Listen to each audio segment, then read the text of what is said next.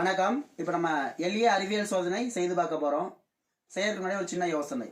இப்போ நம்ம ஆய்வுக்கூடம், சமையல் கூடம் இதெல்லாம் பார்த்தீங்கன்னா சூரியனுடைய மேல் பகுதியில் ஒரு துளை போட்டு ஒரு ஃபேன் வெளிநோக்கி வச்சுருப்பாங்க. இந்த ஃபேன் ஏன் வச்சுருக்காங்க? இந்த ஃபேனுடைய பேர் என்ன அப்படின்னா எக்ஸாஸ்ட் ஃபேன்.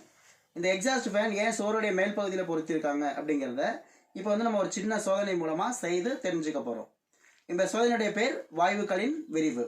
இதற்கு தேவையான பொருள் 2 மெழுகுவர்த்தி, தீப்பெட்டி, 2 அலுமினிய தட்டு, ஒரு மெலிதான குச்சி, நூல். இப்போ என்ன செய்யணும் அப்படின்னா இந்த அலுமினிய தட்டை கொண்டு ஒரு தராசு தட்டு போன்ற ஒரு அமைப்பில் செஞ்சு எடுத்துக்கணும். தட்டு வந்து தலைகீழாக இருக்கிற மாதிரி பார்த்துக்கணும்.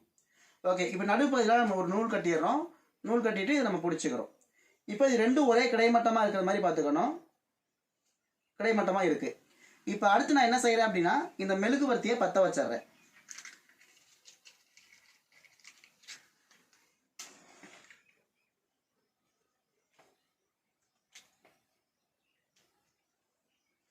இப்போ நான் 2 மெழுகுவர்த்தியும் பற்ற வச்சுட்டேன். பற்ற வச்சுட்டு என்ன பண்ணுறேன் அப்படின்னா இந்த அலுமினிய தட்டை இந்த மெழுகுவர்த்திக்கு நேராக நான் கொண்டு வரேன். அப்போ இந்த அலுமினிய தட்டு என்ன ஆகுதுன்னு பார்ப்போம். தட்டு என்ன ஆகுது? மேலே போகுது. அடுத்து இன்னொரு பகுதியில் கூடிய தட்டை கொண்டு வரேன். அது என்ன ஆகுதுன்னு பார்ப்போம். பாருங்க, இந்த தட்டு மேல் பகுதியில் உயருது. அடுத்து பாருங்க,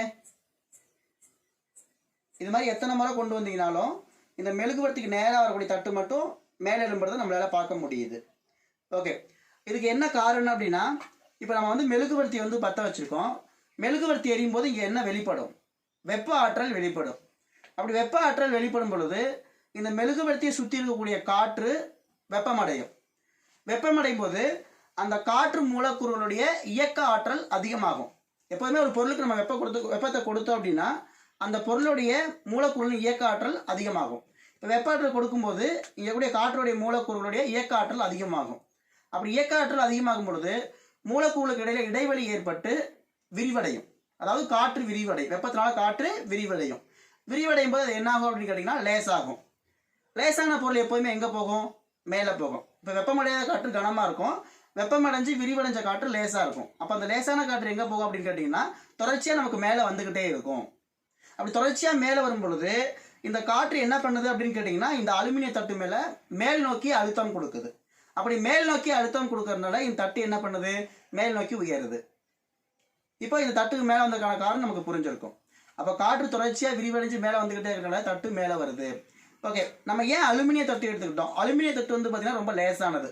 இதே வந்து ஒரு கனமான தட்டு எடுத்துருந்தீங்க அப்படின்னா அது உங்களுக்கு மேலே எழும்பி வராது. ஏன்னா காற்று கொடுக்கக்கூடிய அழுத்தம் அதை மேலே தூக்குவதற்கான ஒரு போதுமான விஷயம் அது கிடைக்காது, மேலே வராது. அதனால் நம்ம லேசாக இருக்கக்கூடிய அலுமினிய தட்டை நம்ம வச்சுருக்கோம். ஓகே, இப்போ உங்களுக்கு ஒரு சந்தேகம் வரலாம்.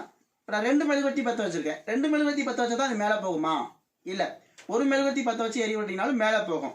ஆனால் இந்த அலுமினிய தட்டு மேலே வருது இல்லையா, அதோட வேகம் வந்து குறைவாக இருக்கும். ஒரு மெழுகுவர்த்தி மட்டும் பற்ற வச்சிங்கன்னா குறைவாக இருக்கும். இப்போ 2 மெழுகுவர்த்தி பற்ற வைக்கும்போது வெப்ப ஆற்றல் அதிகமாக கிடைக்கும் போது அதிகமாக காற்று விரிவடைஞ்சு மேலே வந்துக்கிட்டே இருக்கும். அப்போ இது வேகமாக மேலே வரதை நம்மளால் பார்க்க முடியும். சிம்பிளாக சொல்ல போனோம் அப்படின்னா இந்த வெப்பமான காற்று எங்கே போகுது? மேலே போகுது.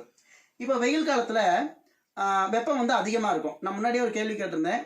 ஏன் வந்து இந்த ஆய்வு கூடத்துலலாம் வந்து ஃபேன் வந்து மேலே ஒரு துளை போட்டு வச்சு எக்ஸாஸ்ட் ஃபேன் வந்து மேலே பொருத்திருக்காங்க அப்படின்னு நம்ம சொல்லியிருந்தோம். ஓகே, அப்போ வெப்பமான காற்று எங்கே போகுது? மேலே போகுது. இப்போ வெயில் காலத்தில் வெப்பம் வந்து அதிகமாக இருக்கும். இப்போ ரூமுக்குள்ளே வெப்பம் அதிகமாக இருக்கும். அப்போ காற்று வந்து எளிமையாக வெப்பமடையும். அப்படி வெப்பமடையும் பொழுது காற்று விரிவடைஞ்சு எங்கே போகும்? கூரையை ஒட்டி மேல் பகுதிக்கு போயிடும். அப்போ அது நம்ம அந்த எக்ஸாஸ்ட் ஃபேனை இயக்கும் பொழுது அந்த ஃபேன் என்ன பண்ணும்? வேகமாக இயங்கும். இயங்கும் பொழுது அந்த வெப்பமான காற்று என்ன பண்ணும்? வெளியில் போகும். ஏன் வெளியில் போகுது? ஃபேன் இயங்கும் பொழுது அந்த இடத்துல அழுத்தம் வந்து குறையும்.